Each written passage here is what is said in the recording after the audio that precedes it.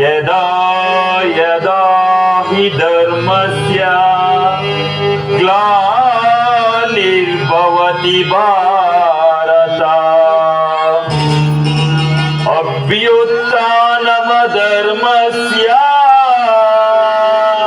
ತದಾನಾತ್ಮಂ ಸೃಜಮ್ಯಹಂ ಪರಿತ್ರಾಣಾಯ ಸಾಧೂನಾಂ ವಿನಾಶಾಯ ಚ ದುಷ್ಕೃತಂ ಧರ್ಮ ಸಂಸ್ಥಾಪನಾರ್ಥಾಯ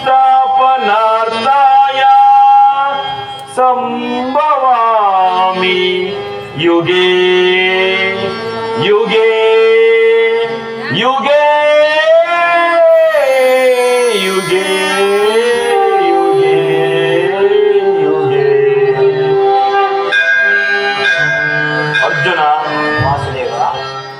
ಸ್ವಧರ್ಮ ಪಾಲನೆಯಲ್ಲಿ ಪ್ರಾಣಗಳನ್ನಾದರೂ ತ್ಯಜಿಸಬಹುದು, ಆದರೆ ಪರಾಧರ್ಮ ಅವಲಂಬನವು ಅನರ್ಥಕಾರಿ. ನೆನಪಿರಲಿ ಅರ್ಜುನ, ಇದು ಧರ್ಮ ಯುದ್ಧ.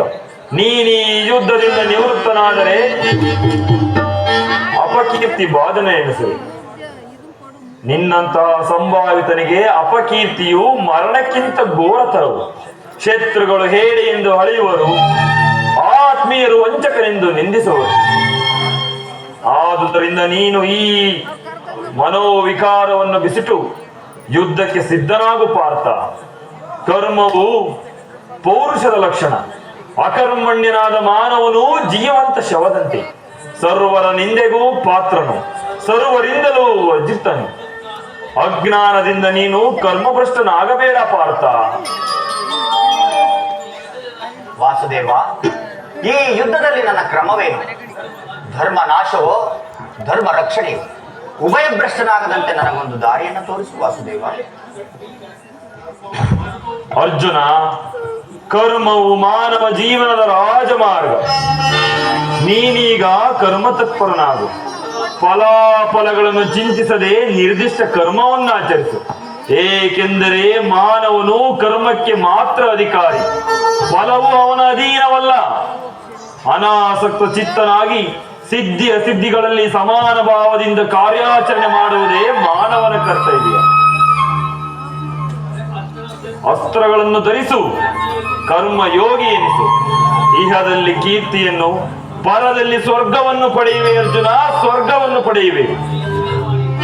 ಹೇ ವಾಸುದೇವ, ಈ ದಿವ್ಯವಾಣಿಯಿಂದ ನನ್ನ ಹೃದಯದ ಪ್ರಸ್ತುತ ಪ್ರಜ್ಞೆಯನ್ನು ಎಚ್ಚರಗೊಳಿಸುತ್ತಿರುವ ನೀನೇ ಕರ್ಮಯೋಗಿ.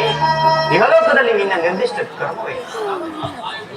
ಅರ್ಜುನ, ನಾವಿಬ್ಬರು ಇಹಲೋಕದಲ್ಲಿ ಅನೇಕ ಸಾರಿ ಜನ್ಮಗ್ರಹಣ ಮಾಡಿದೆವು. ಅವುಗಳ ನೆನಪು ನನಗಿರುವುದು, ನಿನಗಿಲ್ಲ. ನಾನು ಜನ್ಮ ಜರಾರಹಿತನು, ಅವ್ಯಯಾತ್ಮನು, ಪಂಚಭೂತಗಳ ಒಡೆಯನು.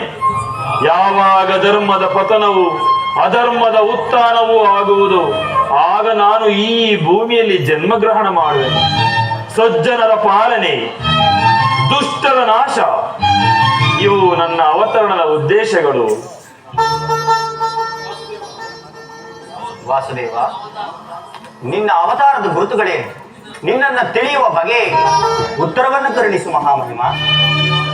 ಅರ್ಜುನ, ನಾನು ಮಾಯಾರೂಪಿ, ದರಿದ್ರಿ ಎನಿಸಿ ಸರ್ವ ಪ್ರಪಂಚವನ್ನು ಧಾರಣ ಮಾಡುವೆನು. ಜಲ ರೂಪದಿಂದ ಪ್ರಾಣಿಗಳಿಗೆ ಶಕ್ತಿಯನ್ನು ಕೊಡುವೆನು. ಅಗ್ನಿಮಯನಾಗಿ ಸಂಚರಿಸುವೆನು. ವಾಯುವೆನಿಸು ಅವಾಯುವೆನಿಸಿ ಚಲಿಸುವೆನು.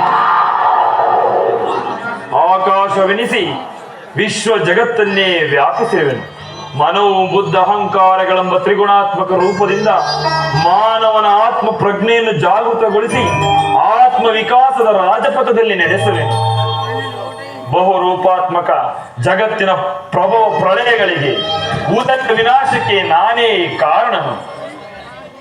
ಸರ್ವಾಂತರ ಯಾಮಿಯು ಸರ್ವಶ್ರೇಷ್ಠವೂ ಆದ ಪರಾವಸ್ತುವು ನಾನು. ದಾರದಲ್ಲಿ ಮಣಿ ಸಮೂಹವು ಪೋಣಿಸಲ್ಪಟ್ಟಂತೆ ವಿಶ್ವ ಜಗತ್ತು ನನ್ನಲ್ಲಿ ಪ್ರೋತವಾಗಿರುವುದು. ನಾನು ನೀರಿನಲ್ಲಿ ರಸಾತ್ಮಕನು, ಸೂರ್ಯ ಚಂದ್ರರ ಕಾಂತಿಯು ನನ್ನದು.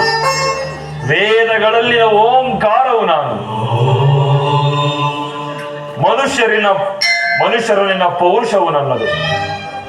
ಸಮಸ್ತ ಭೂತಗಳ ಆದಿ ಕಾರಣನು ನಾನು ದೇವತೆಗಳಲ್ಲಿ ಇಂದ್ರನು, ರುದ್ರರಲ್ಲಿ ಶಂಕರನು, ವೇದಗಳಲ್ಲಿ ಸಾಮುವು, ಪರ್ವತಗಳಲ್ಲಿ ಮೇರು, ಋಷಿಗಳಲ್ಲಿ ಭೃಗುವೂ ಆಗಿರುವೆ.